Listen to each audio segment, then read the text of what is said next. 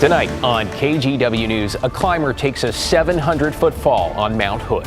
The pilot and the Army Guard team were incredibly skilled. The nearly perfect circumstances that led to a quick rescue. Plus, relief finally within reach. The more typical summer-like temperatures about to move in. And later, how does a camel keep cool in the triple digits? But to see her sitting in front of the air conditioner all the time is about the cutest thing. The unusual pet, you might say, has landed a pretty sweet setup. Good evening. We begin tonight with breaking wildfire news out of Wasco County, where evacuations are underway as flames ripped through fields this evening. The blaze quickly spreading to an estimated 3,500 acres. The Larch Creek fire, which sparked around 2 this afternoon, is burning southwest of Doofer, spreading out of control, officials say, in grass and timber. The Oregon State Fire Marshal has just been spun up to come help with the response and plans to send 3 task forces in by tomorrow morning. While we haven't gotten any reports of homes or structures lost at this point, just before 6 tonight, the sheriff's office issued the first evacuation orders. Let's give you a look. The red is level 3. That is go now. That includes areas east of Clark Miller Road to Elliott Road and from Kingsley Friend Market Road south to Badger Creek Road. You can get a closer look at those evacuations on KGW.com. The cause of this fire remains under investigation. We, of course, will keep you posted. Well, this is all happening on the hottest day we've seen so far this summer. So let's bring in Chief Meteorologist Matt Zappino on thankfully what is the last of our weather impact alert days, at least for now. Matt, first of all, how are temperatures and wind impacting that fire, if at all? It's going to be the wind that's going to have a big impact on that fire as we go into the day tomorrow. Temperatures, of course, it's hot. The Dow's right now is still at 91, but look at the wind, sustained at 15, gusting to 22. This is north of the fire by, I don't know, about 10, 20 miles or so. But the winds that we're seeing along the river and the gorge are going to spread to the south, and they're going to get very gusty on that fire coming up. Now, I've checked some of the more recent observations in the area. Friend southwest at 7, Maupin only a 6-mile-an-hour wind. There's the wind of the Dow. So they're not that strong yet as you go south into Wasco County, but they will get there during the day tomorrow. There is a fire weather warning out for that area until 11 o'clock rather tomorrow night. The excessive heat warning continues in that area until 10 o'clock tomorrow night as well. We, on the other hand, no longer have any warnings or watches in Western Oregon, which is certainly good to see. But I want to focus on the winds there on that fire, too. So here's Portland over here. Here's Mount Hood. Here's the Dalles. And the fire is right about down in here.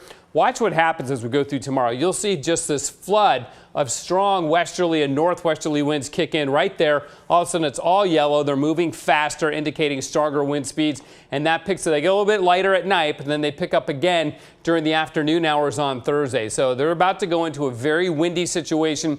And for fighting fire, that's actually worse than heat if you have a lot of wind blowing on the fire itself. Okay, for our weather, watching the marine layer try to form up along the Oregon coast, and it is having some success. You didn't see it on the satellite imagery there, but we can see it on some of our sky cams.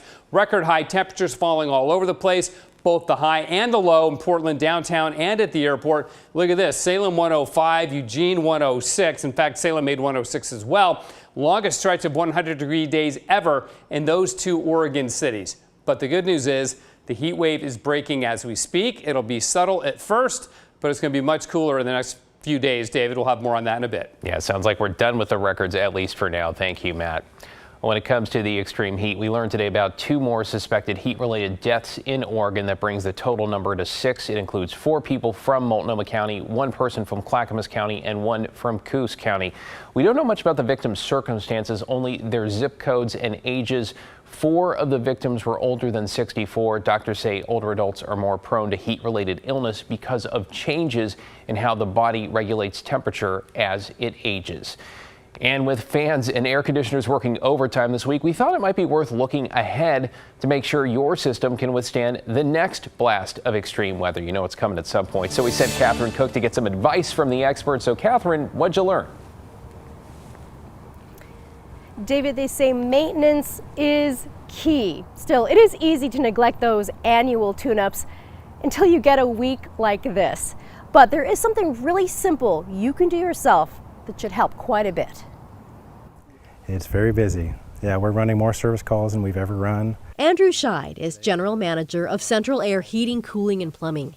This week, his crew of 28 servicemen might as well be wearing superhero capes, when they show up to customers' homes. I mean, it's stress from the time they call our call center to the time we're trying to get them booked as quick as possible, to the time we get in their home. It's stressful. It's hot. Scheid says when it's back-to-back-to-back hot days like we've had, it's hard enough on a cooling system.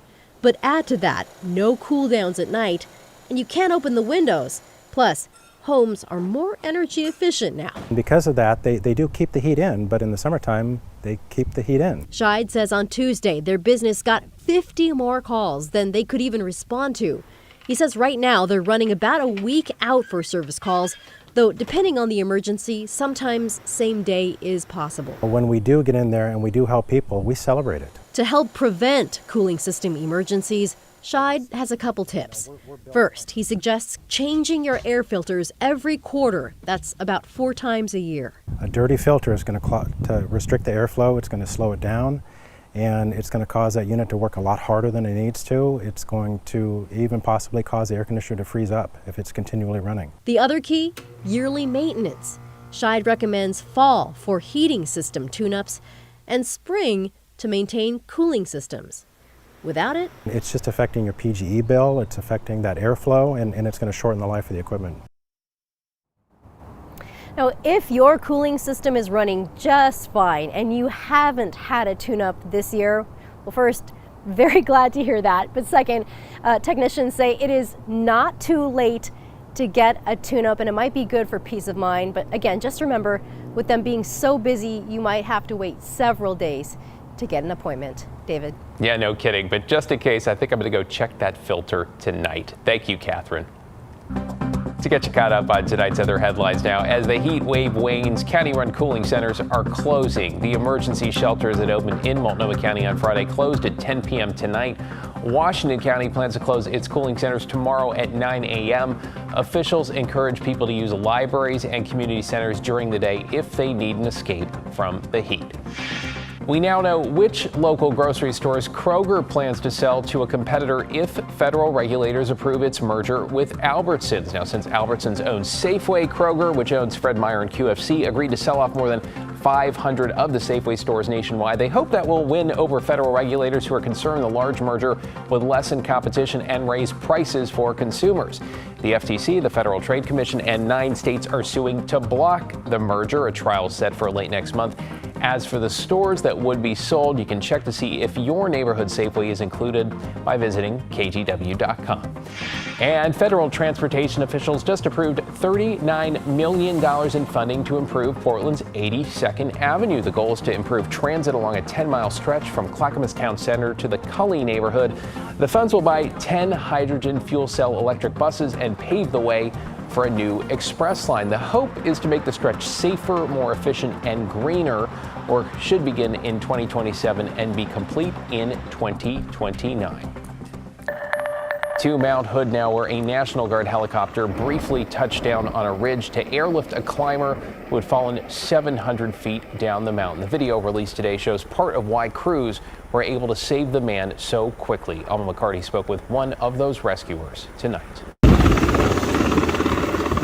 On Mount Hood, clear blue skies cleared the way for this helicopter from Oregon's Army National Guard to make a hot landing Saturday afternoon. The pilot and the Army Guard team were incredibly skilled. They landed the helicopter on the Hogsback Ridge, so we were able to load the patient directly in. That patient, 55-year-old Chris Swerzinski, a climber from Arizona, who slipped while on the Old Chute route on the south side of the mountain. This climber fell in probably one of the 2 most popular places people fall, and that is on one of the 2 most popular climbing routes. Christopher Van Tilburg, a rescue doctor with the Hood River Cragrats, says luckily a couple climbing rangers already on the mountain witnessed the fall. When you hear of people saying people fall on Mount Hood 700 feet, they fall and slide, or they fall and sometimes tumble, like cartwheel, because once you get momentum, you can't stop. That fall down to the Hot Rocks area happened around 7:45 in the morning, according to the Clackamas County Sheriff's Office. First, the Cragrats, then Portland Mountain Rescue made it to the climber, and by 1 p.m., crews were airlifting him to a Portland hospital. To the rescuers, this proved to be a relatively quick and successful mission. All of us kind of just meshed in together and knew our place and just got the job done. It is an incredibly good teamwork that we fostered over the last several years. Now, as for the climber, at last check, he is in the hospital in critical condition. I asked the Cragrats about what climbers should know this time of year. Van Tilburg tells me the conditions up on Mount Hood can change quickly, and it is a very technical alpine climb. So unless you're very skilled, it's worth getting a professional guide. David? Talk about teamwork. Thank you, Alma. Appreciate your reporting tonight. In our homeless crisis, the city of Portland is celebrating success, moving 60 people out of a shelter site and into permanent housing, though it appears some have already slipped back into homelessness. The team behind the city-run temporary shelter site in the Clinton Triangle says it was able to house 60 people within 2 months, with the county covering a year of their rent. It's something Andy, who has been homeless for about 15 years, went through last year. He stayed 4 months at the temporary shelter site before he moved into permanent housing, but he tells us it was only 2 weeks before he was kicked out. They gave me all this luxury. They gave me brand new washer and dryer in the unit. They gave me, it was nice. It was too nice to be good. They sent me an eviction notice. We're seeing mostly that happens with our hardest cases, folks who have been on the street chronically homeless for years on end. So here's what happened. Andy says there were noise complaints over his dogs and concerns that he had used meth in the home. City says it's trying to create a system that provides the services each individual needs, and adds the temporary shelter system, in its view, appears to be working. So we asked how many of those 60 people in question are still housed. The city is now working to get us that data. Straight ahead at 11, detectives tracked down a culprit they say snatched a bag full of valuable sports cards and jewelry that couldn't be replaced. I mean, obviously you could tell that these people didn't know what they were doing or anything. How the rifle owner says they made it easy to find. Plus, the city that's now requiring anyone and everyone to pass a test if they want to swim in a pool where their feet don't touch the bottom. Stay with us.